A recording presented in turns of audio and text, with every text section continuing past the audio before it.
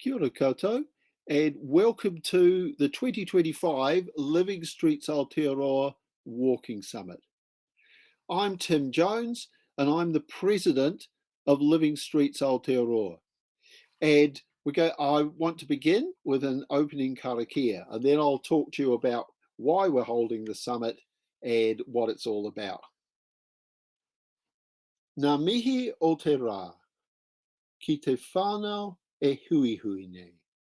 Kia tau te rangamarie, kia whakatapua tātou me ngā mea, e whakapono ana tātou, tukua te wairua ki rere ki ngā taumata, hai arahi I a tātou mahi, me te tātou whai I ngā tikanga a rātou mā, kia mau, kia ita, kia kaore, a inaro, kia pupuri, kia whakamaua, kia tina, huie, tai kie. So welcome everybody, and I'm really pleased that you've decided to come to our summit, and I think you're going to find it interesting and I hope valuable. Now, this is Living Streets Aotearoa is a national walking advocacy organisation, and this is our 5th biennial summit. Previous summits have been held in Wellington, Auckland, online, and in Christchurch. And this year, we decided to again go with an online summit to enable people from all around the motu to take part without having to add travel into the mix. Many people have played a part in bringing this summit to you today. I'd like to thank our speakers and session chairs, our sponsors, MR Cagney, everyone who's attending this summit, including members of Living Streets Aotearoa, Living Streets Aotearoa's team, Molly and Sally, the Conference Program Committee, the Living Streets Aotearoa Executive Council, and also recent ex-Executive Council member Robin Rawson, who stepped down at our last AGM. She was instrumental in the early stages of organising this walking summit. The conference company who are delivering this summit for us, and everyone else who has helped to make this event possible. Walking is the most fundamental form of transport. And so it's appropriate that we have people with many different connections with walking taking part in this summit. Among the speakers and among those attending, we have Living Streets Aotearoa members, community advocates, consultants, researchers, and council and central government officials who recognise the vital role that walking plays in people's lives and in the lives of communities. I know how much walking contributes to my own well-being and how making even more time to walk would be really good for my health. As a boy growing up in Southland, I used to love weekend walks with my family. And I can still remember, we lived in Invercargill when I first went to school, and I can still remember age 5, splashing through the puddles all by myself from my home in Glengarry Crescent to Surrey Park School. I don't know if there's any other Southlanders in the audience, but if there are, those might be names that promote some memories. Now, my parents trusted that I would be safe walking to and from school, and I was. But parents today are much less likely to make the same choice. And that says a lot about whose interests we cater to in designing our communities, and how the car is regarded as the default mode of transport before which all other modes must bend the knee. Pedestrians in Aotearoa face the paradox that walking is officially at the top of the sustainable transport hierarchy, but in practice, it is frequently relegated to last place, chronically underfunded and regarded as politically expendable. The footpath not seen as the place set aside for pedestrians and for walking, but as a place that's okay to clutter with stationary and moving obstructions. At Living Streets Aotearoa, we say that pedestrians are not expendable. We say that pedestrians matter and that walking matters. We say that a walkable community is a livable community, a community where people can enhance their health and their well-being. It's a community where people can meet and mingle or go their own way if they prefer. It's a community that works, not an atomised collection of individuals. And it's a community that spends money in local shops. There's a reason retailers use the term footfall, not carfall. There is a strong positive case to be made for walking and for communities that have walking at their heart. Walking caters for humans at their most social and their most solitary. It connects us to Te Tao and to each other. And it contributes measurably and cost effectively to the sort of economic criteria that make even the driest and most combustible of economists happy. At today's summit, you'll hear about both the benefits walking brings to communities and individuals and the challenges placed in walking's path.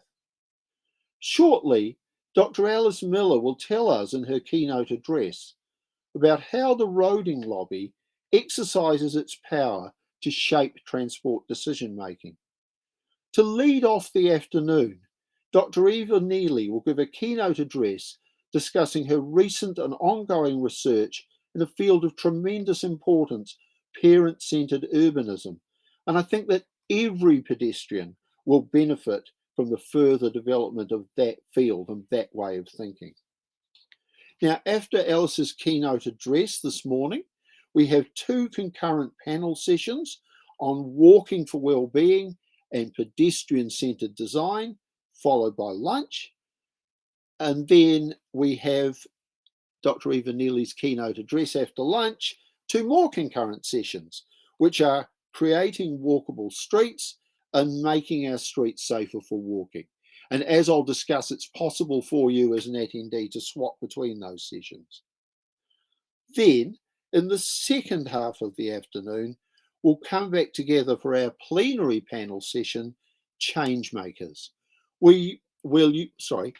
you'll hear three presentations addressing the topics of how change is made in our transport system and what changes are vitally needed. Finally, Living Streets Aotearoa's Vice President, Jenny Wiggle, will close the summit. Now, if you're not already a member of Living Streets Aotearoa, and we know that quite a few of you are, we hope you'll be inspired to join. We could use your help to convince decision makers and funders that walking matters, and that it is at the core of a functioning transport system and walkable communities, and that pedestrians, from the youngest to the oldest, deserve respect and support. One more thing to look out for before I move on to housekeeping. Keep an eye out for Living Streets Aotearoa's redeveloped website, which will be launching sometime in the next few weeks. I won't give you an exact date quite yet, but it will be soon. So I'm going to move on to some housekeeping now.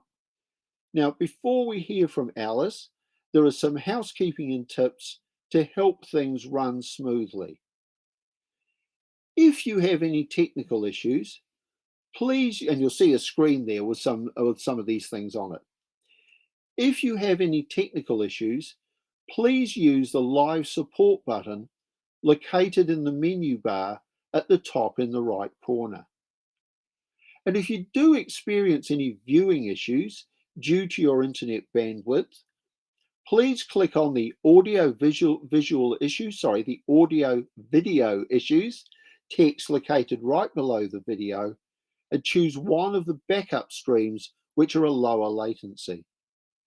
Now, I mentioned before that there are going to be two sets of concurrent sessions, one after morning tea and the other one following our keynote speaker after lunch. If you're in one of those concurrent sessions and you want to pop into another concurrent session, simply click on Back to Timeline in the top left of your screen, then click Join next to the session you'd like to attend. I've already mentioned, I think, morning tea and lunchtime. There are scheduled breaks throughout the day. Please stretch, hydrate, and take pauses when you need. Our theme is about well-being. Add your well-being matters.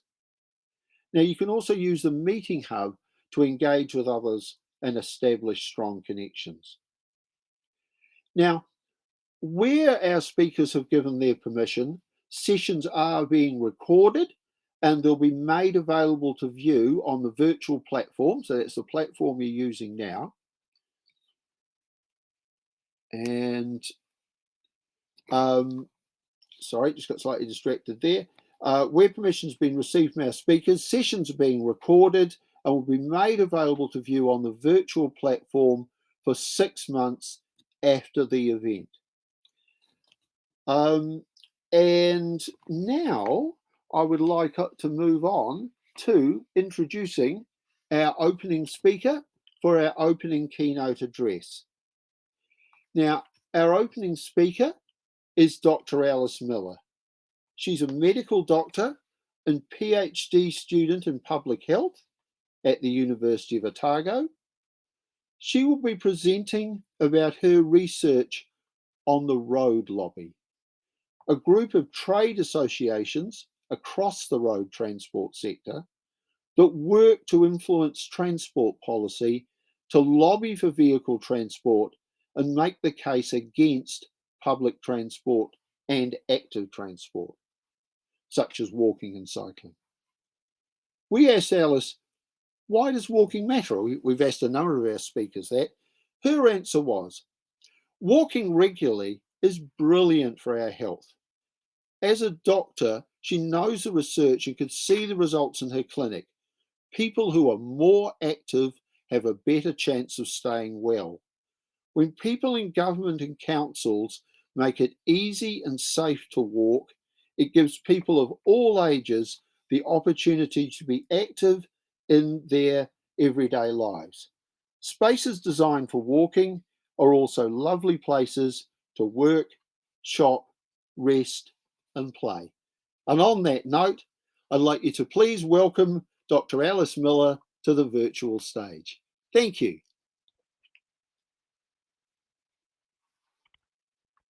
Kia ora.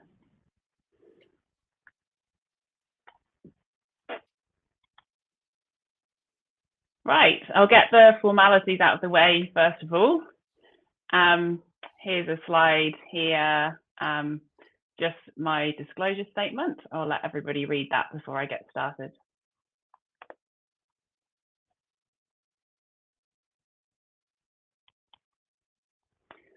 Ko te mata o rongo kako, te moinga te rune taku ngā kau. Ko tuki tuki te awa, e mahea nei aku maharahara. E tipu ake o ki England, nor Poland, Ireland me England oku tipuna. E mihi ana ki ngā toho o nehe.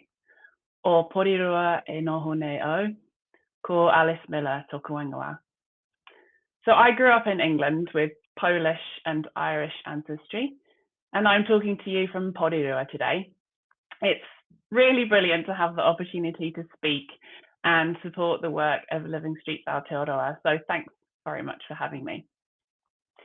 I'm going to talk about my research into commercial lobbying and transport, but first I thought I'd do some introductions so you can get a feel for the position I'm speaking from. When I was looking for a nice picture to put on this first page, I noticed two things. First, pretty much all of my own photos that AI identified as walking were of my kids learning to walk. And that made me reflect on how fundamental it is to our human existence. Children just inherently have a need for safe spaces to move and explore. Then, all the photos coming up on my web searches seem to be either of hiking in beautiful wilderness or busy smart people strutting around high-end cityscapes. But I wanted an image to represent the simple, everyday walk around the block, to school, to the shop, from the train station. So this is what I chose in the end. This picture tells the story of those ordinary walking trips around my neighbourhood and the bonuses we get on the way. I get my body moving, which blows away the cobwebs, easing the stiffness from sitting at my desk. I get time to connect to my children without distractions. We always see things on the way to talk about, and sometimes the things that we find can be truly magical.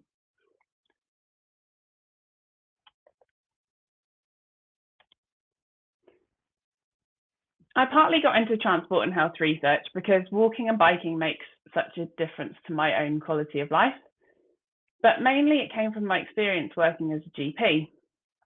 I wanted to give you a flavour of what it's like in one of my routine clinics. So not for urgent patients, but people that come for routine things. This is a made up list of patients, but it shows a mix of problems I'd see very commonly. Looks like quite a range of different complaints, doesn't it? But the one thing that they all have in common, every single one, I'd be likely to recommend more physical activity as part of the treatment plan.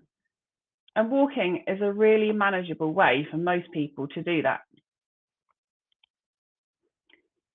And not only is walking a cheap, accessible, sociable way to keep our bodies moving, it genuinely is a powerful way to prevent and treat so many long-term health conditions. A recent systematic review has looked at all the research into the relationship between daily steps and key health outcomes, such as death, heart disease, cancer, diabetes, dementia, depression, and falls. As the number of steps goes up, the hazard ratio goes down. In other words, more daily walking is associated with lower chances of getting these serious long-term health conditions. If we zoom in, we can see that dose-response relationship a lot more clearly. Around 7,000 daily steps tends to be the sweet spot where you have the best chances of staying healthy. Although in some conditions, like depression, and when you look at overall chances of early death, the risk continues to go down the more steps you take. I'm not going to go into detail today about the many other ways that transport is related to health, but I can't do a talk without mentioning that going car-free is a top-ranked action for climate impact and can bring huge additional benefits through reducing the illnesses caused by air pollution. But why does it seem like such a Sisyphean task to coax people out of their cars and reach that level of daily walking? Well, let's look at the way that transport systems and urban environments have been designed over recent decades. In many places, they are actively hostile to people walking, using wheelchairs, scooters, or bikes. And just in case anyone thinks those memes aren't like life in Aotearoa, this is a Google Maps view, Google view of what surrounds my local library, museum, and swimming pool in the centre of Porirua. They've just opened a beautiful new food court by the waterfront, but it's horrible to get to if you don't drive and park right outside, which you can't usually as the spaces are full. The traffic is constant, and I have to grip my kids' hands hard and hope someone stops to let us go across. But it need not be that way. Transport professionals and urban planners know how to make people-centred streets, and there are more and more examples of towns and cities across the world choosing to transform outdated car-only zones into multi-use spaces where people feel safe to move through in whichever way works for them. So that set the scene for my master's research project. I'm now going to move on to talk about what we did and what we found in that research. We wanted to help explain why governments continue to make transport policy decisions that prioritise private vehicles and road freight, when we know that multimodal transport design performs better in so many ways.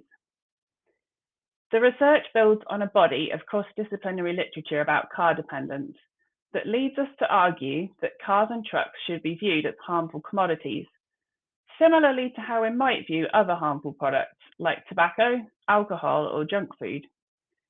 We also note that keeping a car-dependent transport system suits some very powerful corporate interests, not least the global automotive and fossil fuel industries.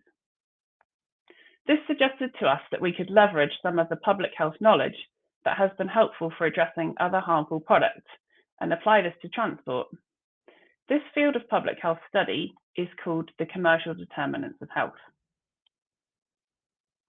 These diagrams give a comprehensive explanation of what we mean by the commercial determinants of health, but there is a lot in there to read on the slide, so don't worry about the details. I'll unpack the key points.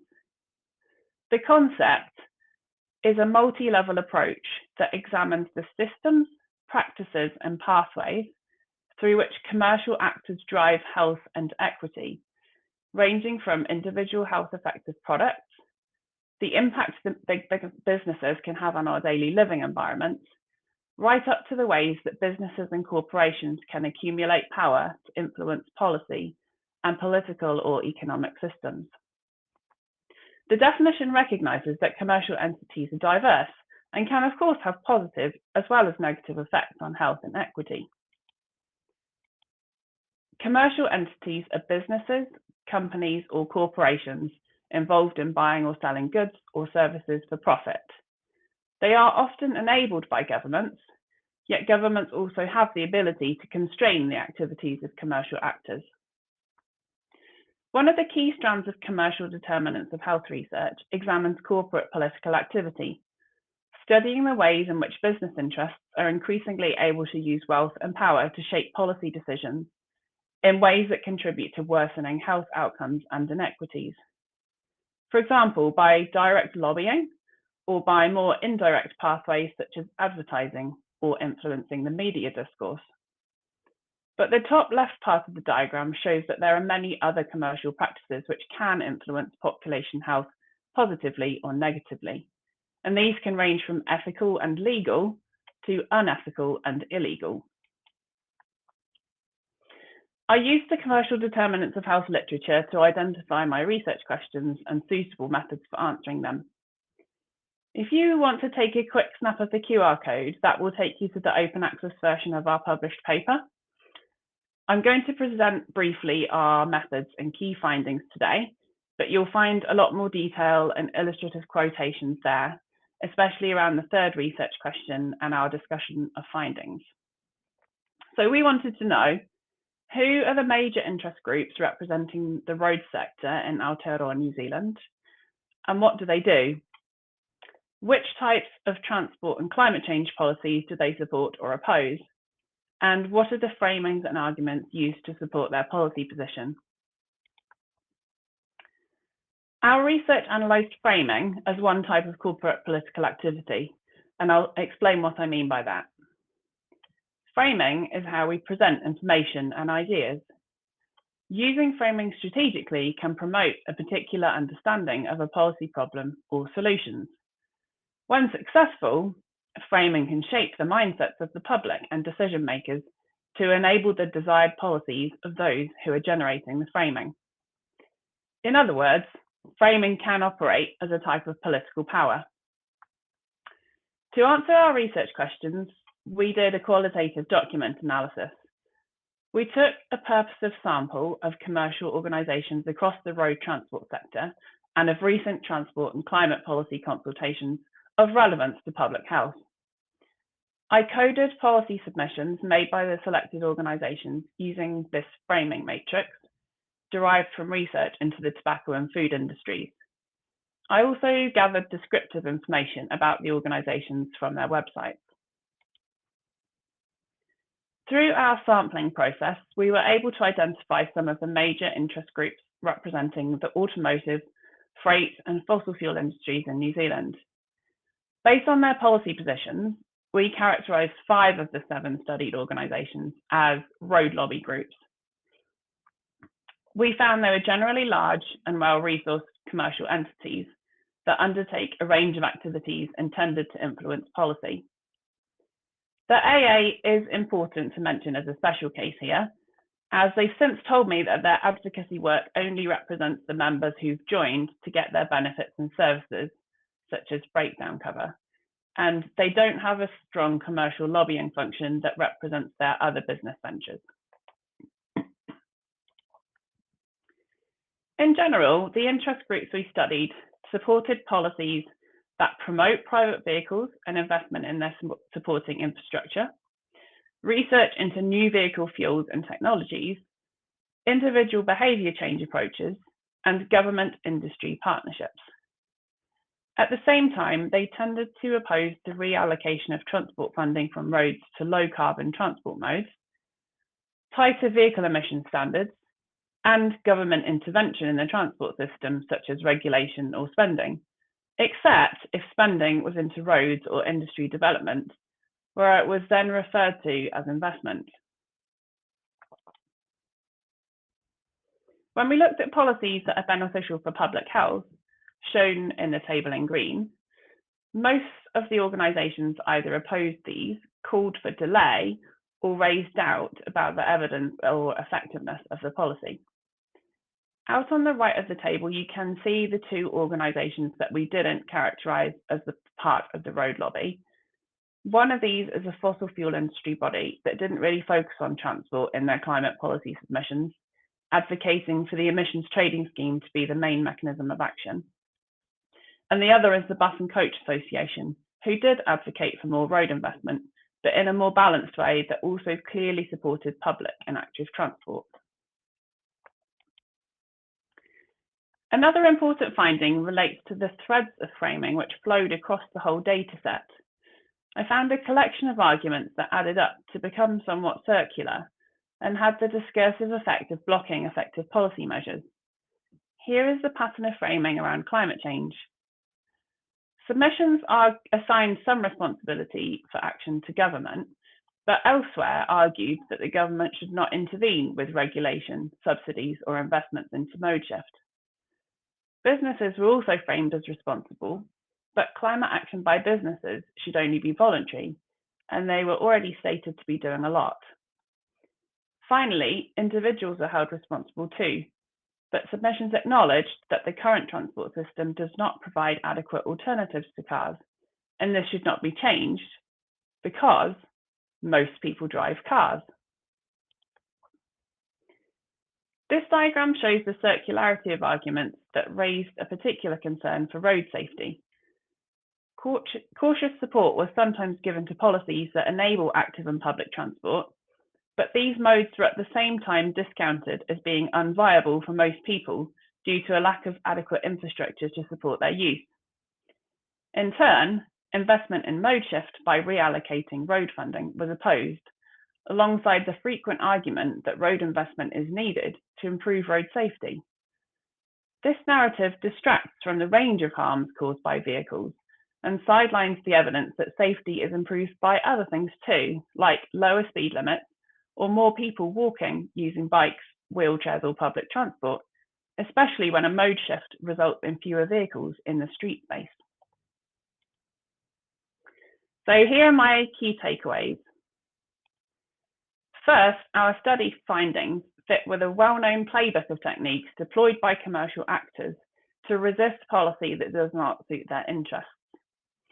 You can find more about that in the discussion section of our paper, but one key example is that industry actors frequently frame individuals or consumers as responsible for resolving public health problems that require policy action at government or industry level. So we argue that transport should be brought into the field of commercial determinants of health, and this unlocks a range of evidence-based frameworks to guide further research and action. Second, we suggest advocates and practitioners might learn from the framings we identified to help them refine and amplify messaging that supports healthy, sustainable transport. We give some pointers on how to do this in our paper, and we recommend the workshop as a great resource for more comprehensive guidance. Third, our study raises awareness about the potential of vested interests to distort policy decisions, And we challenge policymakers to reflect on their process to ensure that they give sufficient weight to a broad range of transport outcomes, including climate, health, and intergenerational equity. Finally, our findings show that more research is needed into political influence in transport policy making, and I'm looking a little further into that in my current PhD. Our research really shows the importance of all the great work that you do in reframing the story that the public and the politicians are hearing from these big industry groups.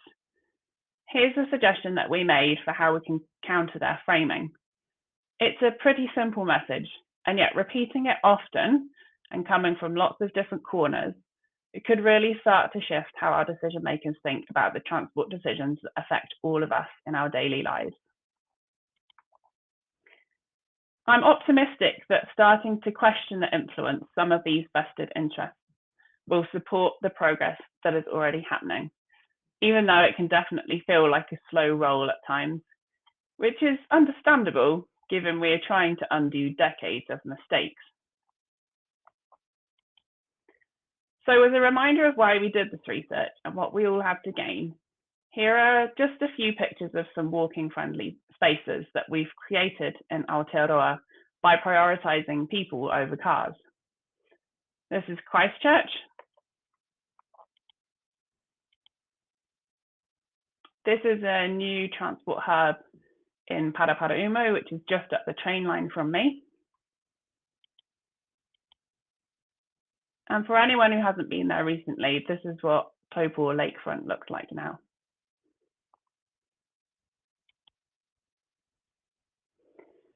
So I'll finish by saying a big thank you to my supervisors, Caroline, Emma, and Richard. I couldn't have done any of this without them. And please do get in touch by email or on LinkedIn if you are interested in this area too.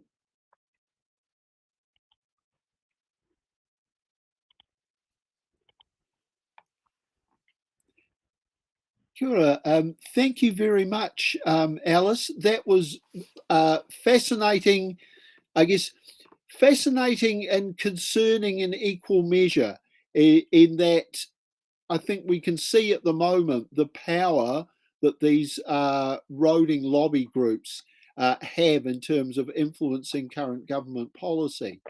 So just before I have questions, which I'm about to ask you, but I imagine other people have questions too.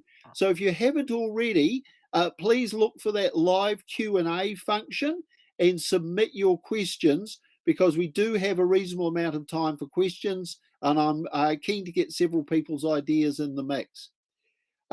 So first of all, here's a very pragmatic question. I will actually ask this one first, which is that Sarah T would like to see the QR code again for the paper. Oh, yeah. I don't know if we can Sure. pop that back. I don't know if it's possible to pop that back on. I'll leave that one for our, oh, here we go. Okay. I think we're getting it now. So we'll just hold that for a little while.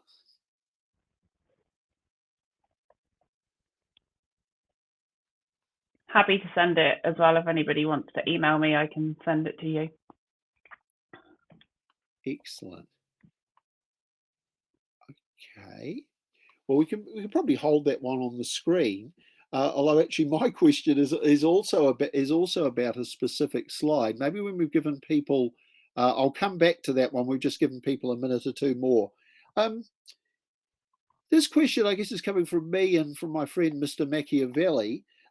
What lessons do you think groups such as Living Streets Aotearoa can learn from the roading lobby and its tactics? I'll come back to the framing, but in terms of their actual tactics, and bearing in mind the extreme disparity in resources, what lessons could we adopt from the approaches that these groups use? Well, I suppose the first thing that I would say on that is that this research did only look at one specific thing, which was, you know, the language and the policies which were being kind of advocated for or against in policy submissions. So I'm not able to comment on all of the strategies that are being used, although my current research does touch on a little bit of that. So I'll have more to say about it, I think, probably in future. Sure. I guess the main thing is that I was hoping that understanding some of the arguments that are being used could help advocacy groups to kind of pre-bunk and be aware of some of the things that are likely to be being said by some of these big and well-connected and well-resourced organizations, that it kind of gives us a bit of a heads up to prepare counter arguments, which might involve going back to research and data and what is known already to say, well, hang on, no, that doesn't add up. We know from this research that you know, whatever point you're trying to counter, and then the other thing is it definitely just underscores the need to have organizations like Living Streets Aotearoa, because that correct me if I'm wrong, Tim, but this seems like a huge part of what your work is getting the message out there and getting clear communications about why walking matters and what the benefits are. So yeah, thanks for that. Yes, no, it's definitely part of our message. I'm just, as I say, I guess one of the concerns for me in the Living Streets Aotearoa context is the resources that we, and I would suspect other groups also seeking to advocate for active modes, have are just so much less than the resources that these groups have. But if more people join, we will have more resources. Okay. Yeah, and I think there's something to be said about pointing that out. Yeah. Because you think, well, have we really considered that the voices are not necessarily balanced? And maybe we do need to think about that imbalance and whether the messages that are getting through are a fair representation of what the overall opinions of the public are. Thanks for that. Now we've got several messages coming through in the chat now, which is great. So we've actually got 3. I'm actually just going to ask you one myself, and then I'm going to let the questioners actually ask. But could you go back, and again, we might need some help from our producer here, to the slide with the framing, because I'd quite like to, that you went through that fairly quickly, and I'd quite like to have I think we have a little bit more time to talk about that. So if we could pull that one back, and could you just talk us through that? Was it this one? Yeah, this one. Yeah. So this is the one that we are suggesting is a sort of counter to the kind of overarching message that you get from the road lobby submissions. So the argument that they were saying is that we should encourage mode shift, but it's not viable for most people, and most people drive cars, and we need to invest in roads to keep them safe because most people drive cars. So it has a sort of circularity around it, which use this road safety argument to justify continued ongoing kind of diversion of the vast majority of transport funding into roads. And so this is the sort of alternative message, which is essentially a large amount of what you said, Tim, in your introduction, but that getting this out there and repeating it over and over, and coming from different organizations and different voices and different communities might help people to just lock in a different way of thinking about things. So yeah, we should encourage mode shift, but we acknowledge that car-free travel is currently less attractive because the infrastructure is inadequate. Often people don't feel safe. They don't feel safe letting their kids walk and bike to school, for example.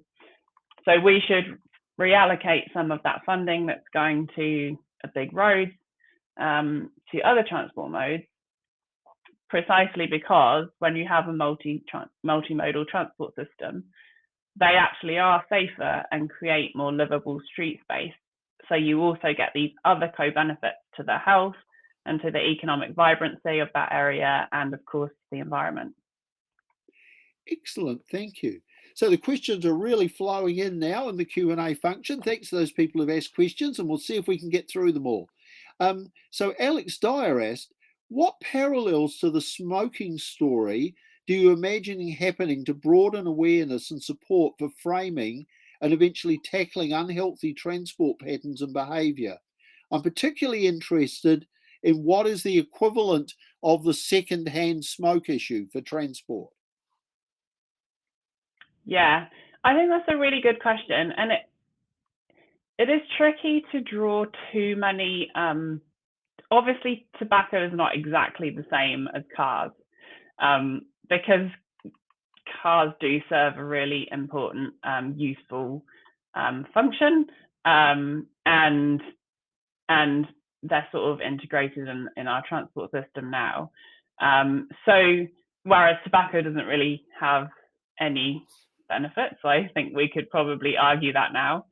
But I think, Alex, you're right that one of the things is around the pollution that comes from cars, which of course is not just from the tailpipe, but also from the tyre wear and the brake wear and the noise. And those things are affected by people in our communities up and down the country, regardless of whether or not you're the one driving the car. But it's good to talk about that because it's challenging. It's invisible.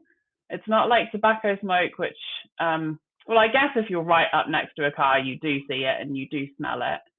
But oftentimes when you're going around your daily life, it's a sort of invisible harm which is happening. And so I think there's definitely good to continue to emphasize the health harms of air pollution, and the burden that puts on our health system through things like asthma, respiratory hospitalizations, and many other conditions. Thanks for that. And our next question we have here is from Dr. Caroline McElnay, who asks, did your research identify factors for success in achieving walking friendly roading policies?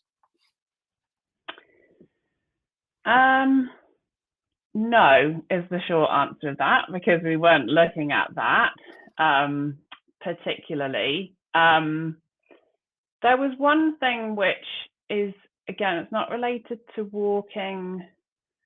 I have to remind myself whether this was in relation to walking or cycling, but there was definitely agreement between the groups that cycling infrastructure should be separated. Cycle lanes should be separated from road traffic. But the short answer to you, Caroline, is no, I wasn't looking at that in this research. And is that something that your follow-up research is going to be looking at? Factors for success. So my PhD is looking at people and interest groups in the transport policy making process, and who are considered to be some of the most influential actors, and what are the mechanisms of influence. So yeah, I'm hoping there should be some. I'm right in the thick of that, analysing my data. So yeah, watch this space. I for one would love to hear about very happy to hear about this research, and would love to hear about the follow-up research as well. So Dr. Christia Sherrill has a question. Did your research, or is your current research, looking at access to decision makers? It seems incredibly difficult for groups like LSA to even get a meeting with them. The answer to that is yes. That has come into my current research. Yeah. So I suppose yes, I shouldn't ask a researcher to give conclusions to that. That's of the evidence. But yes, well, we're certainly you're put it this way. I know it's not your intention. You're building a very strong case to be invited to a future summit as well, because I think we'd love to hear about. Yeah, that. well, I'd love to. Yeah. Well, and this is the main one. You know, one of the main motivators of doing the research is to hopefully find out information that is actually useful for active transport, public transport advocacy groups. Absolutely. Now Emily Cambridge has had the questions are coming in so fast I can barely keep track of them. So there's a couple of questions here from Emily Cambridge. I'll actually combine these two. So Emily asked, firstly, which of the big players you researched do you think may be supportive or provide opportunities for collaboration for a balanced approach? And do you in fact think there are opportunities to collaborate with any of these big players? Yeah, that's a really good question. We did hypothesize that the Bus and Coach Association could potentially, based on their overall stance, they did. They obviously wanted that road infrastructure to support their transport modes as well, but they weren't dismissive of. They were quite inclusive in the way that they talked about, and they recognised public health benefits and environmental benefits of car-free travel. So yeah, I'm definitely not an expert in terms of building advocacy coalitions, but on paper they did look quite aligned. And I think the AA are an interesting organisation that have an awful lot of complexity to them. So yeah, I'm not sure on that one. Yeah. So Vivian Naylor has a question. Now, this may be out of scope, so please feel free to say so. It's hopped away again on the interface. You might just need to find it. Do you think that people are loath to leave their cars between walking and using public transport requires more time and they are essentially time poor? I think that is a good question, and I think it comes. I didn't talk a huge amount about urban design and urban intensification because that's a huge part of this puzzle as well. Is that in many of our towns and cities, the way that development has been allowed and encouraged to happen is through sprawling suburbs that mean that actually many people, particularly those of lower incomes, do have to live further away, and the access to employment and other services actually is of a distance that requires a car.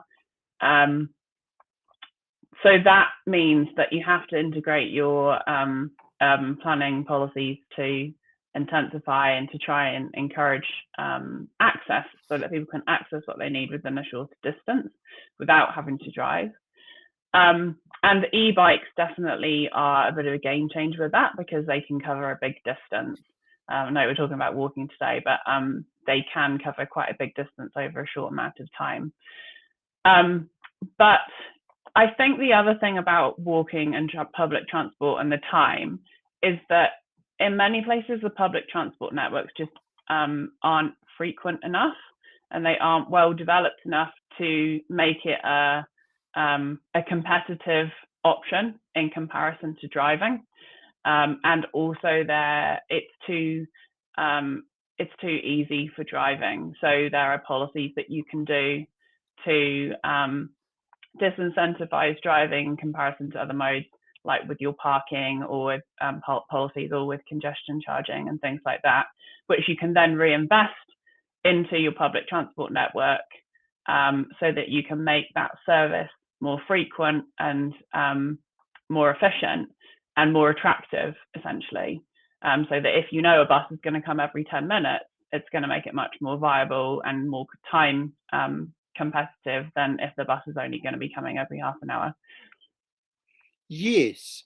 Now, since you mentioned e-bikes, it might be a neat segue to Andrew M's question. And Andrew's asked, Is the cycling lobby more successful in promoting change than the walking lobby? And could walking advocates learn anything from cycling advocates? I can't answer that question, unfortunately, yet from my experience. I think there are lots of parts of this where the advocacy is essentially the same, which is people-centered rather than vehicle-centered. And so I don't think that it's necessarily always that helpful to see it as a kind of dichotomy between people on foot and people using human-powered wheeled devices. Yes, there are some differences, and that the different speeds means that needs to be considered. But yeah, I don't have the answer as to who has been more effective. Yeah, not sure. Maybe you can answer that one, Tim.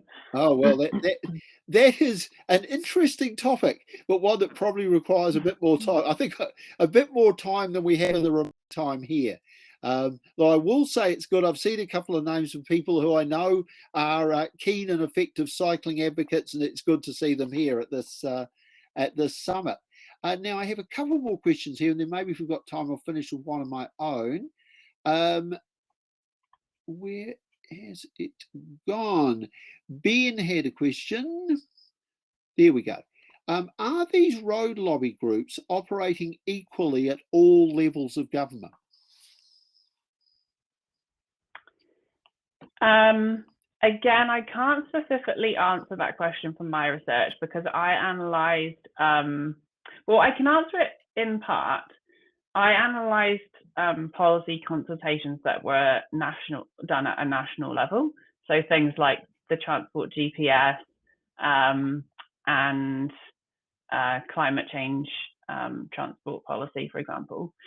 But when I was doing the gathering descriptive information about what the organisations, who they are and what they do state that they are involved in advocacy in many different ways.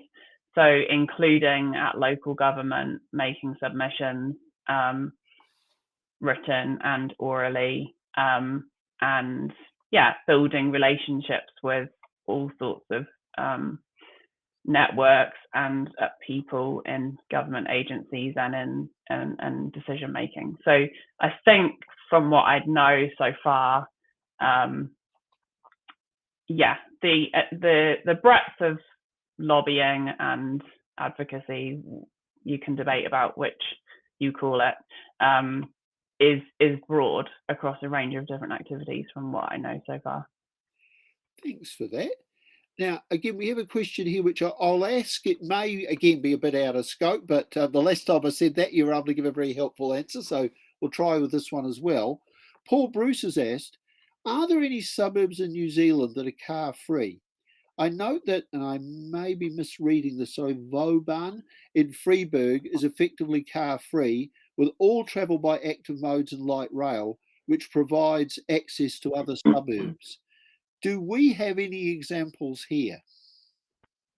Because, of course, you did in your presentation have a few examples of what look like pedestrian-only streets, or certainly streets without cars on. I don't know. I don't think so. Yeah, I'd be interested to hear if anybody else knows about that, but not to my knowledge, no complete suburbs that are car-free. Sure. And we've got one more question here from Alex, from Alex Dyer. And then if we've got time, I probably have another one. Alex says, there is also an opaque connection between transport and politics. Are there any insights about what conflicts of interest the public should expect greater policing of in future? I imagine most people see a glimpse of this in relation to housing investments rather than car development, dependent development patterns. So I guess Yeah. What did you see about potential conflicts of interest, and do you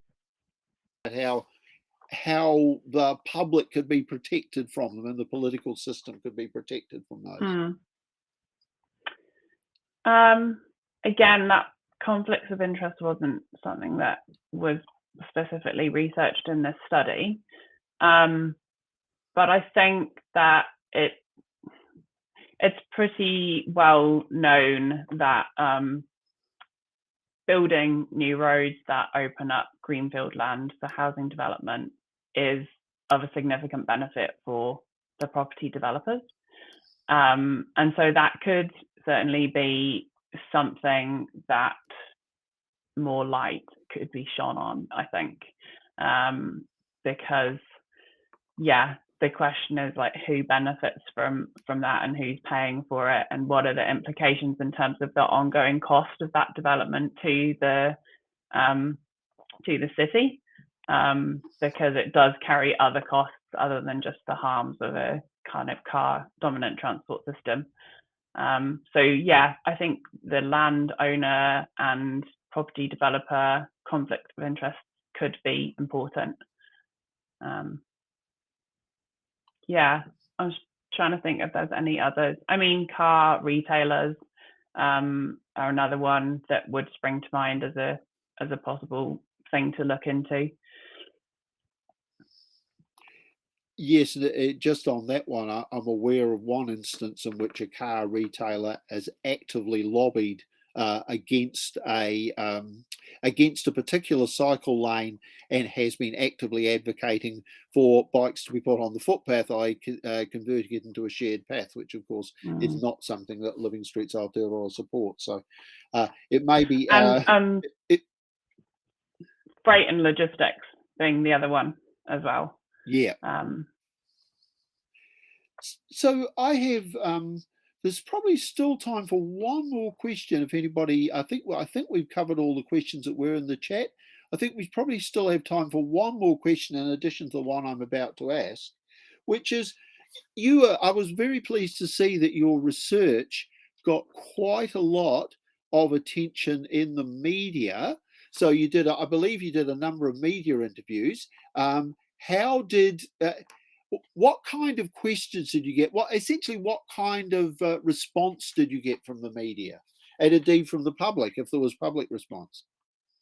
Yeah, thanks. That's a good question. So one thing I would say is I was really nervous about doing that and having not done any media work before. But I did a media training course through the Science Media Centre, which was excellent. I did that sometime leading up to, and it helped me to prepare. I had a lot of support from my supervisors and from the university communications team. So we planned a little bit what we were going to do, and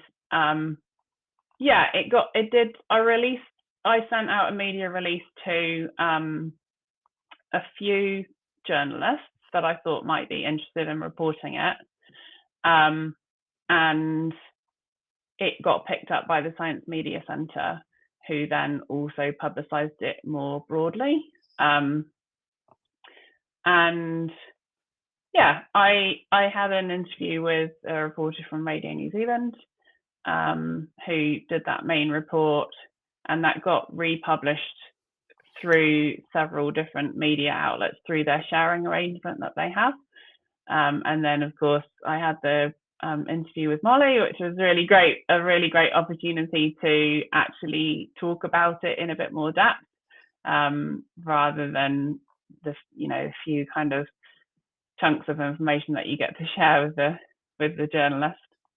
So I appreciated that, and it's been really useful to have that blog there available publicly, because when other people have asked me about the research and other researchers around the world and other people working on similar things here in New Zealand, I've been able to point them to the paper, but also I've pointed them to the blog a few times, because I say, you can read this as a bit more plain English of what the key findings were.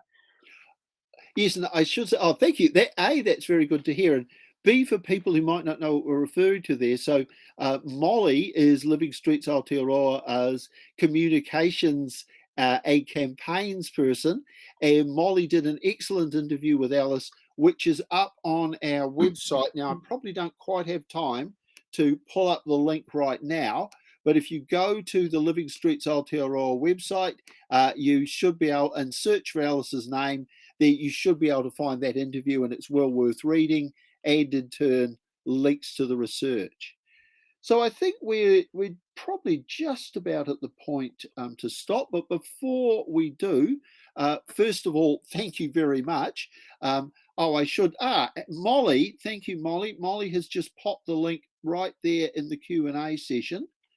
So if people want to see it there, it's just look in the Q&A and the link is there. Thanks, Molly.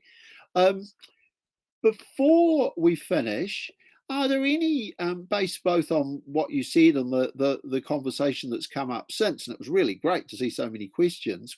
Clearly, this research has really filled a need and got people thinking. Are there any final thoughts you have about what participants here could most usefully take away from your research and from what you've, the reaction that you've had to it? And again, you asked me this in the previous question about what reaction did I have after the media, but what I can say is I was expecting possibly some negative backlash, but there actually wasn't. Although I didn't delve into too much of the Facebook comments. But certainly I did get some really positive and really supportive messages. So I think there is a lot of support for this type of work. And that's very encouraging. I think the main thing I was hoping to get across as a takeaway is that this is a question that just needs to be asked. The question that needs to be asked, what involvement do these big kind of trusted, well-researched organizations actually have in that decision-making process? Because it would seem like the policy choices that are being made currently align incredibly closely with the policy wishes of these organizations. And, I can't prove causation through this research, and it's actually very, very difficult to do in any type of research to say, well, this lobbying resulted in this decision. But it does start to say, well, this appears to be a site of resistance, and we would like to know more about how they are involved and, what type of consultation and conversations are being had at the Ministry of Transport and at Waka Kotahi and at the council level, and how is that being balanced? How are we seeking the other voices to balance that? And I think that's a question that can be very legitimately posed based on what we found. Thank you for that. Well, I just want to thank you so much for giving our first keynote presentation. I think we can safely say it's provoked a lot of interest and a lot of questions, and I hope that people will go from here to read the research, read the interview that Living Streets Aotearoa that Molly conducted with Alice, which Molly's popped the link in the chat there, and unfortunately, it's we can't really do a round of applause or show our appreciation physically or audibly in this setting, but I appreciated it very much, and I think everybody else did too. So thank you. Thank you. It's great to have the opportunity to talk about it. Excellent. So I think we've had a pretty good first session. We're coming up now on a break, and we'll resume at 11. And thank you everybody for watching and taking part in that session. Now, our next session will commence at 11, and those are two parallel work streams, one on pedestrian-centered design, the other on walking for well-being. So we'll have 3 panelists in each, and then there'll be a Q&A afterwards. And as I mentioned earlier, You need to select a work stream to go into when you come back, but it is possible to swap from one to the other if you want to. So we'll look forward to seeing everybody back again at 11 a.m. and thank you very much.